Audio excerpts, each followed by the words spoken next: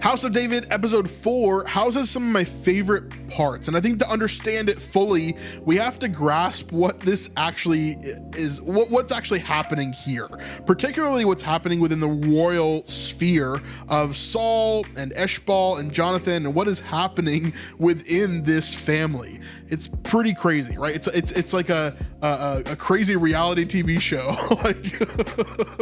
But here I want to focus on one particular character which gets a lot of the spotlight in episode 4, and that is Eshbaal. In the scriptures we see him both as Eshbaal and Ishbosheth, a couple of different names there basically, but we see Eshbaal within this show is kind of what he's called. And so I want to jump into his story, a couple of scenes that I really love in this episode in particular, and then kind of talk about the royal context overall. So let's jump into this. Here we go.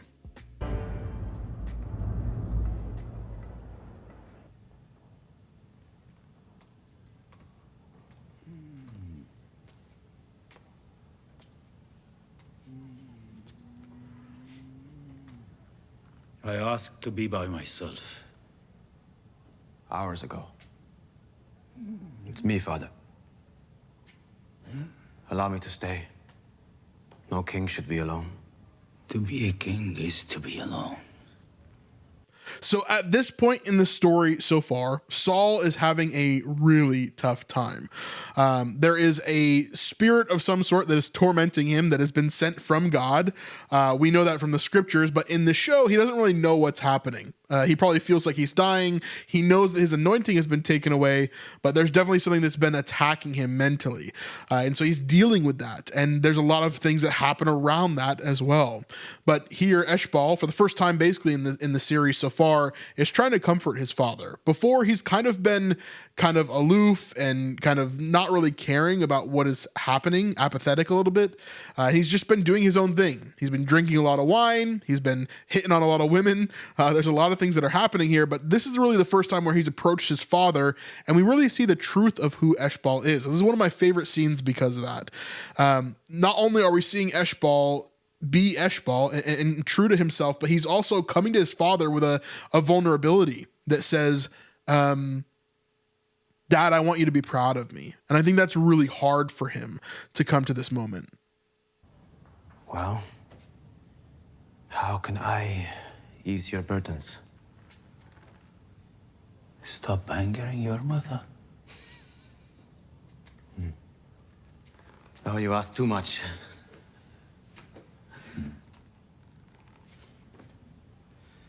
What if you took a day off? With me? I know a tavern not far from here. Wine and women. So we see Eshbaal and his character. He's playing it very well, right, of who he is.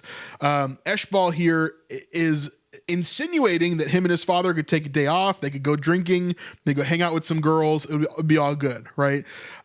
Within this context here, there's a lot of things that Eshbaal is doing that would look very, very bad for the royal family here. Remember, this is the infancy of Israel's royalty. They haven't had a king before. It didn't exist before.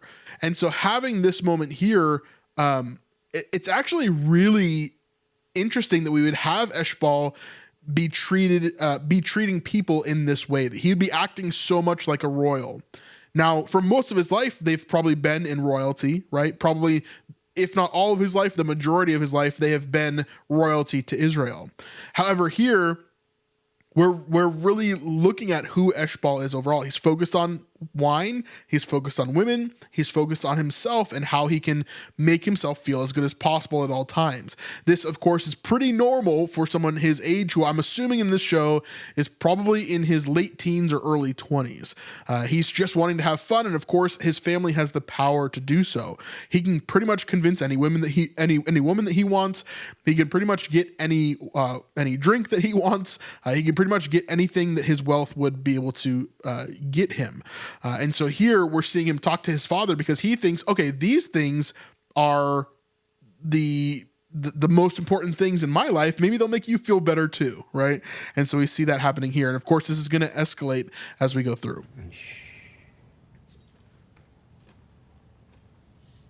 You expect me to disrespect your mother? No, but you can still look.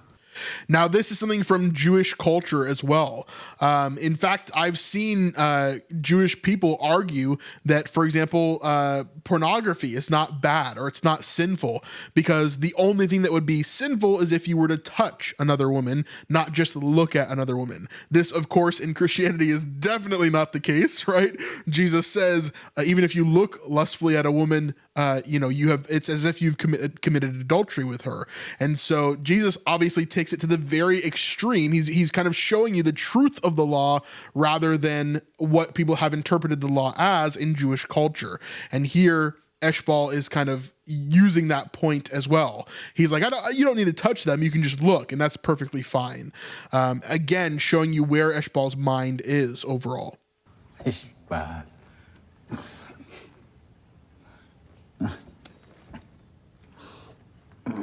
Father, I had a thought about Gibeah.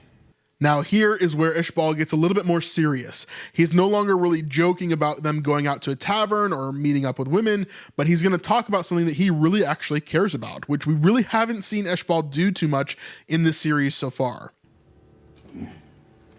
What would make this city a grand capital? I've been thinking much about it lately. Speak. I believe it should be more than a stronghold. It should be a destination for our people. So, we build grand theaters for the arts. We bring the greatest performers and spectacles from Egypt and even beyond.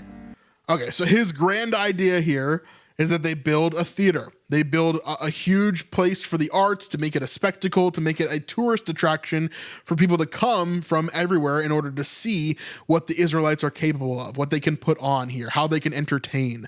Where does this idea come from? What does this sound like? Well, to me, it sounds very Grecian. It sounds very Roman, in fact, and it sounds very Hellenistic. And so the idea here is that Eshbaal is being influenced by the rest of the world. The fact that he's even bringing up this idea in the first place is a massive red flag.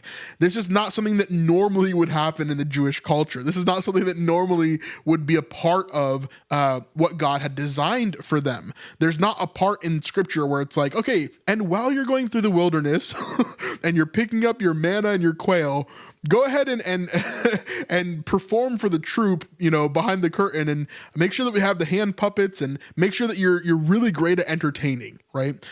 No, the purpose of entertaining and music and all of those things was for worship, right? To dance and to do that in worship is different than to do it outside of it and all these things. These things were not necessarily sinful, but they were definitely not something that was necessary during that time, right? They had a lot of other things that they should be worrying about in this time instead of having a giant theater for the arts, right? And the Israelites are fighting their way through the promised land, trying to obey God and to get rid of these entire people groups. And instead here, Eshbaal is worried about building a theater here, which on the surface is not a bad idea, but the red flag is that who is he being influenced by in order to hear these things in the first place? It must be Canaanite people. It must be someone that is outside of the sphere of Israel itself. And so we see the reaction here is not necessarily that this is a bad idea, because Saul could see this happening. He could see it making money. It could be something useful to Gibeah. However, what the insinuation at the end of this conversation is really where Saul kind of loses his cool here as we fast forward a little bit through this. He talks about who is going to kind of look over this, who is going to actually make this happen. I was thinking that I could lead this effort, serve a purpose. Eshbaal, leadership is not your strength. So again, we have to think back. Why is this scene important? This scene is very important because Eshbaal is showing us for the first time who he really is. His father is kind of out of it. It almost seems as if he's drunk in this way, right? Where he doesn't have a straight mind. He's not really able to think clearly. And in this moment, Eshbaal chooses to come to him and be vulnerable.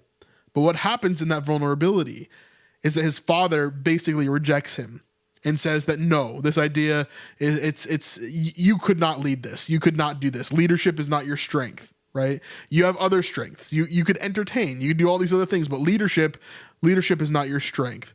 This, of course, is a foreshadowing to who Eshbaal is. If you don't remember, we've talked about this a little bit before in the overviews. Eshbaal will be king of Israel for only 2 years. Not a very long time at all. He doesn't have a long reign. Nobody remembers him as the king of Israel or the leader of Israel. In fact, most people would not mention him, right? He would probably be in the line for a second, but he only held the position as kind of a proxy for a little while because, well, it was in between Saul's death and then David obviously taking over and some different things happening there. So he wasn't a very important king overall. He just kind of held things until the proper people were in place. So we are going to see him as a proxy there later on, and that's a definite foreshadowing of this. And we're going to see more of that later on in the season as well. But overall, Eshbaal, he knows that this is right. He knows that he is not made out to be a leader. And in fact, his brother Jonathan has been propped up their entire lives. And so he's always been the second fiddle. He's always been the one that has been kind of awaiting this possibility of leadership, this possibility of what could be happening here. However, here he sits being rejected by his father, and this is the response that he gives.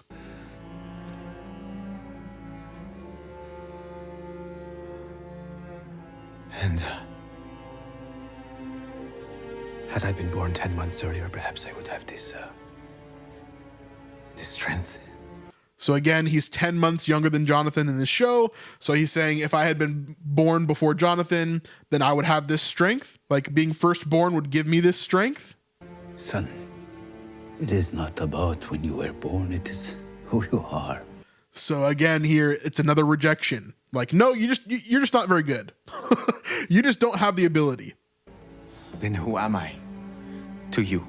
In time, you will find your purpose, but for now, please leave me to mine. But Father, this is a chance for me to find that purpose for once.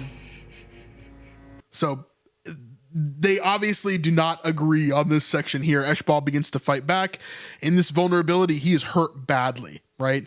If you've ever been here as a child approaching your parents in vulnerability, and then they just completely shut you down, it's not fun, right? It's not a good place to be.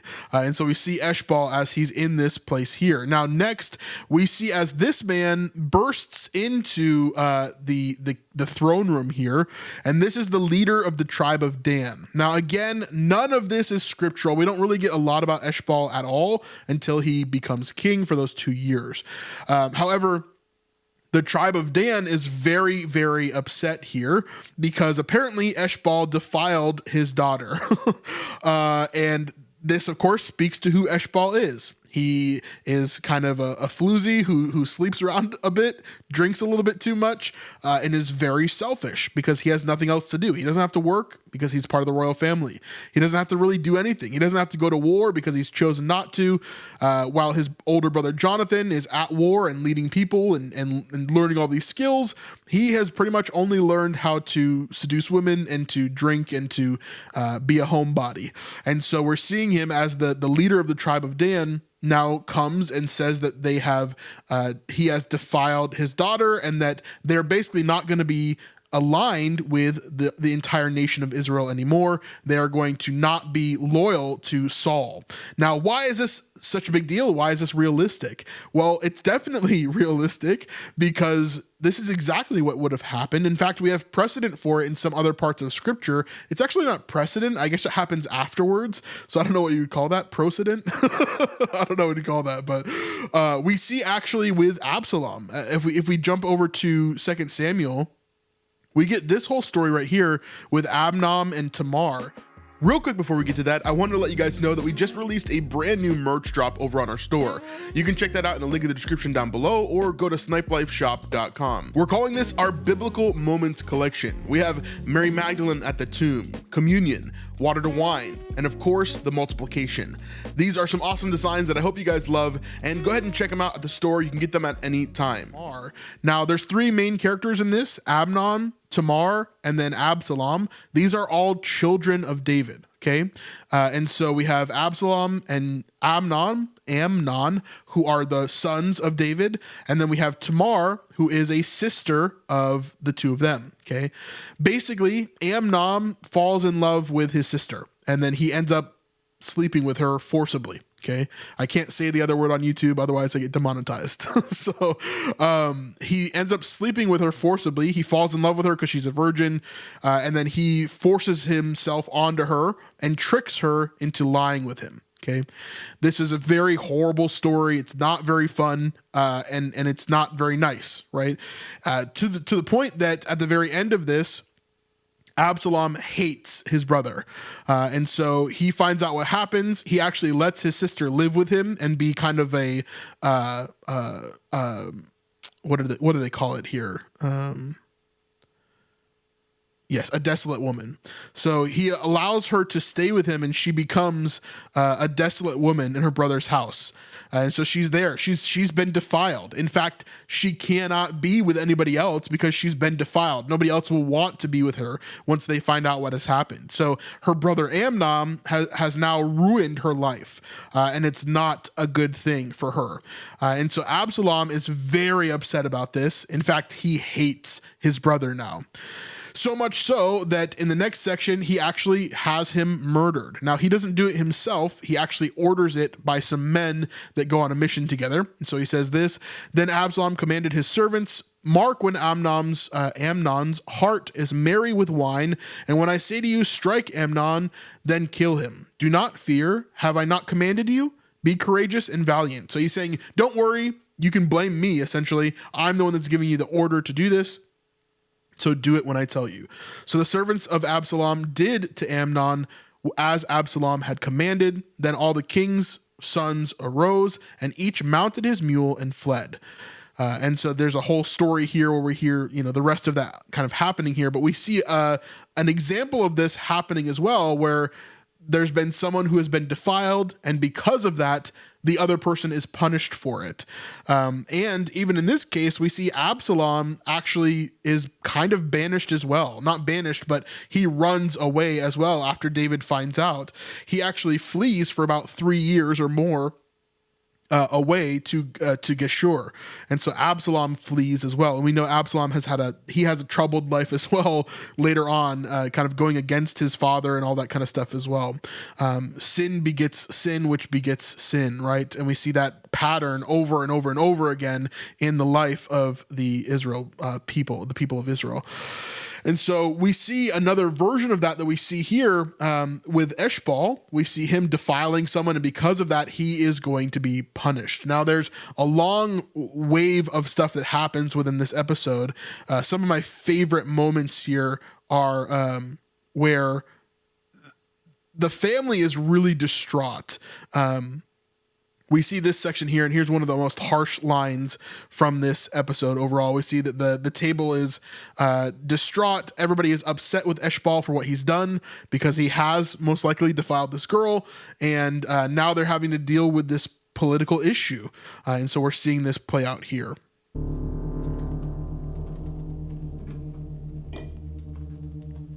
You asked what you are to me. And the truth is, from the day you first drew breath, you are nothing but the curse! So here, Saul just lets it go. He's in his right mind at this point here.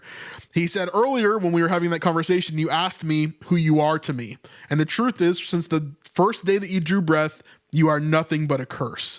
And this is, I think, the last thing that Saul ever says to Eshbaal in this series so far, until we get into season 2 and beyond. I think this is the last thing that Saul actually speaks to him, which is harsh, man. I don't know if I could deal with my dad saying that to me. That'd be pretty rough. And you can see Eshbaal as he kind of breaks down.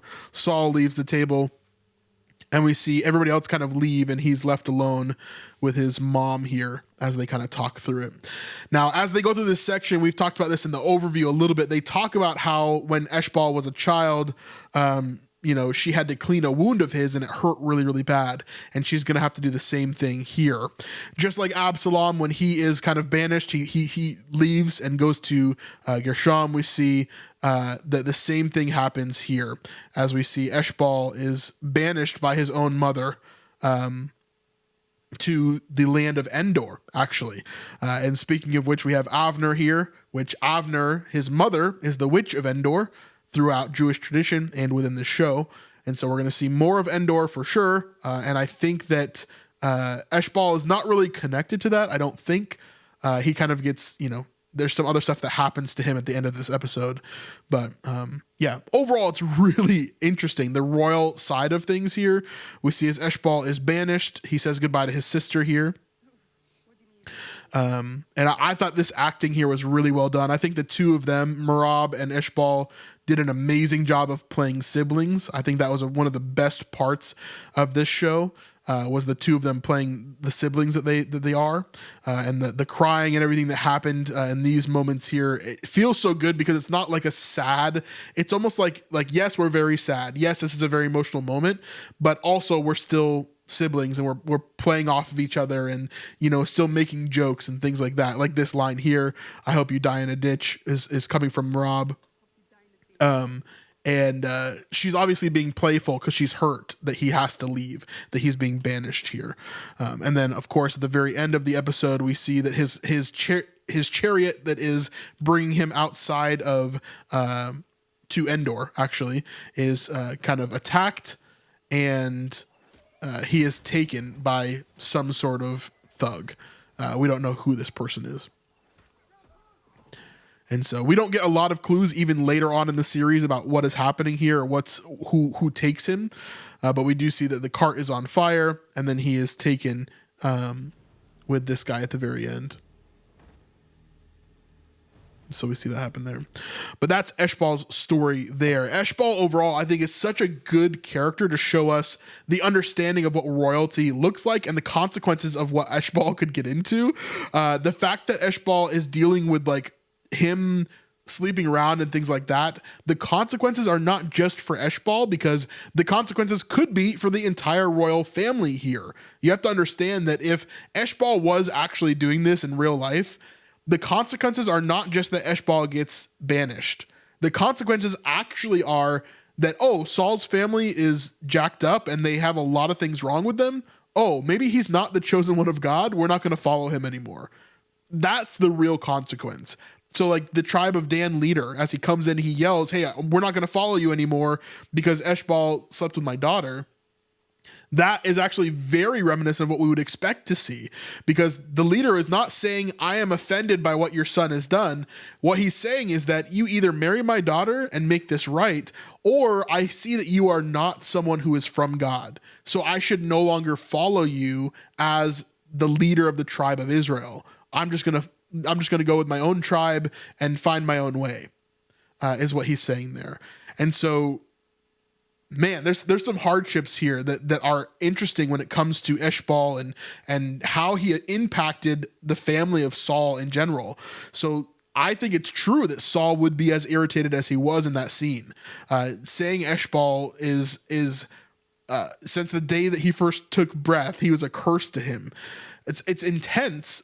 But I think Saul would probably feel something similar to that if Eshbaal really acted like this in scripture, which of course we don't really see that. Maybe he did, maybe he didn't. We don't really see that. We do know that other kings, of course, act wildly, including David himself at times. So it's hard to say. But overall, a really, really interesting look into the royalty of Israel. Let me know your thoughts in the comments down below. And of course, we'll deep dive more into this as we get further on into the series. Yeah, we'll see you guys in the next one. Peace.